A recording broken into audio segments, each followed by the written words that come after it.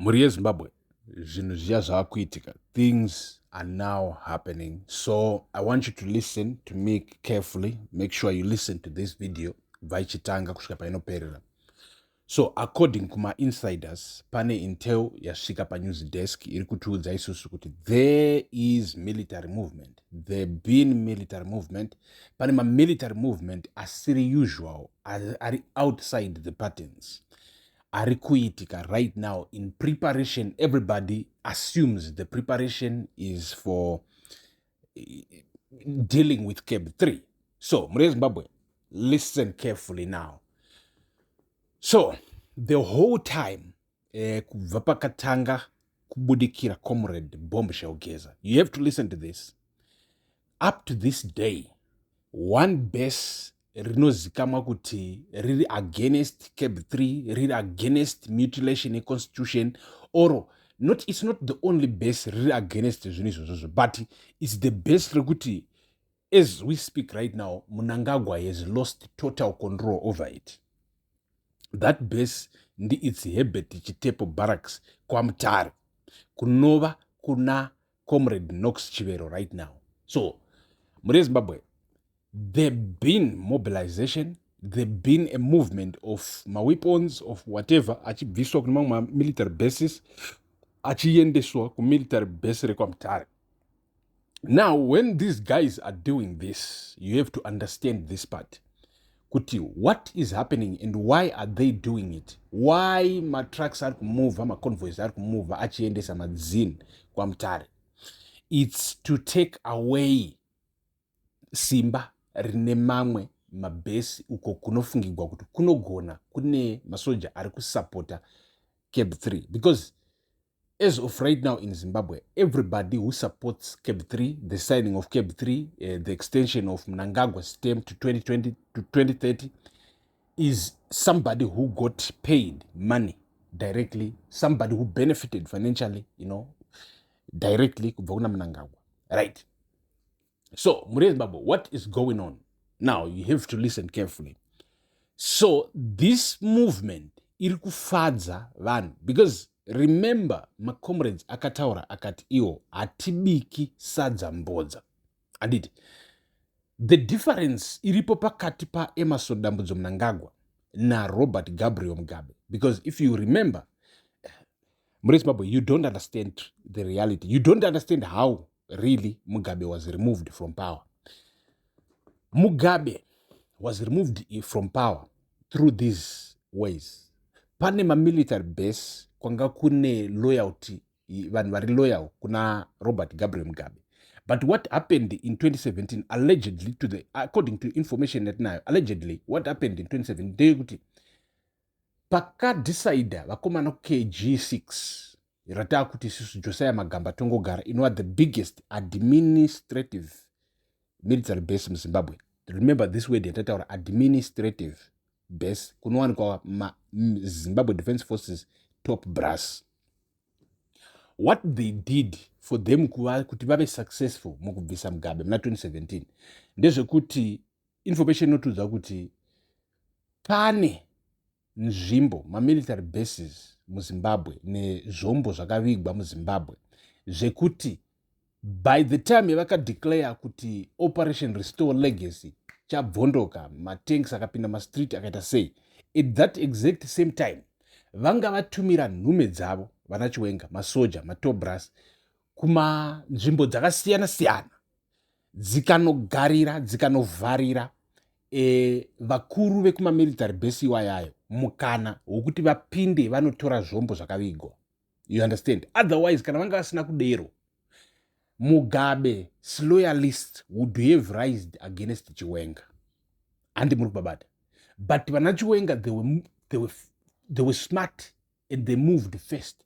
Ndobva vatoenda ndokuti novhara kwese kumikana yekuti madzini atogwe vanhu vauye vatange chimusindo chihondo anditi pavhagwa pese ipapapo. So vanenge vasina option military generals ava kunzvimbo dzavo kana macommanders ava kunzvimbo dzavo kuti vazoti isusu kuno tiri kuzviramba because madhoo avhagwa ekuti vawane backing yezvombo. Right. So Mure Zimbabwe right now kati chikuudzai isusu kuti because Let me explain this. Kana tichitaura zvezimbabwe defense forces tiri kutaura a government institution ine zvombo, handiti, ende zvombo zvine government institution iyi zvinozikamwa, ende kunozikamwa also kuti kune zviri strong, ende zviri strong zviri kupi, zviri kwakati, and then kune maordinary soldiers anenge akabata pfuti tuma AK-47 tumachichichi, but kune vanenge vakabata mahelicopters ane mabomba ane chii, kunenge vakabata matanks ane madzina akazoti zvikazoti, kune vanenge vakabata madrones, masurveying systems, maintelligence systems, etc. So all of these guys, nyaya iripo ndekuti kana iwo uchida kucontrola, kana kuchinzi there is division mumilitary yemuzimbabwe, zvichireva kuti at the end of the day whoever ends up controlling the most weapons is the biggest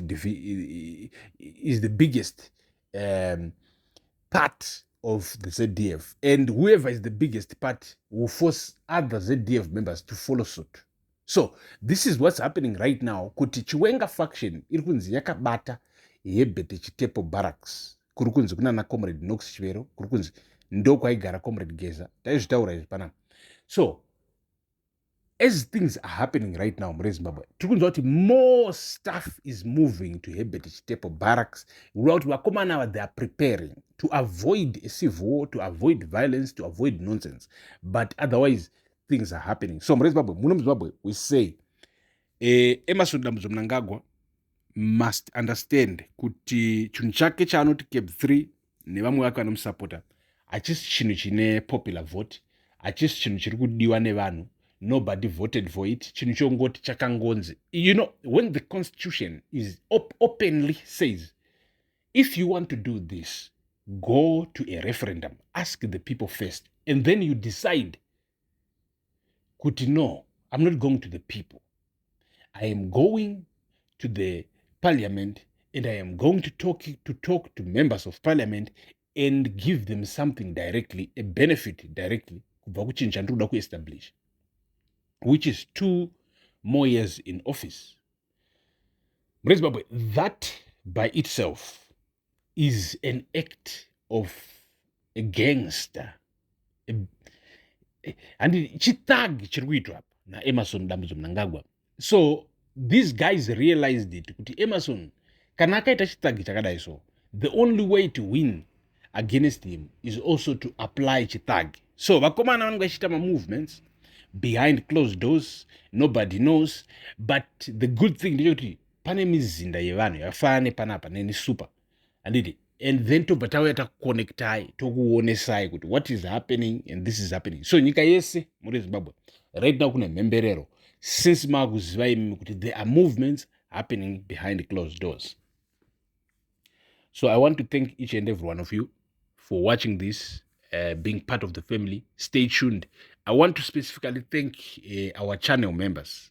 Vano subscribe, vano badara something each and every month to see muzinda wevanhu uchirambo uchienda mberi. Varipo vari pano pa YouTube, and then tine members also pa Facebook. Thank all of you. Muri Zimbabwe, I want to tell you this. At some point, inini wenyu Super Nexus ndichange ndichikambena kuti ndiite president, and I know kuti at that point ndendava necredibility that you desire, that you acquire, that you want to see, that you require, kuti muone kuti do I have the credentials? Am I an acceptable president? Will I deliver what we promise? And what is it that we promise? We promise hatipromisi utongi, topromisa utungamiriri hwejekerere gutsa ruzhinji with full transparency. So zvaizvozvizvi muri Zimbabwe, rugare ngaruve nemi.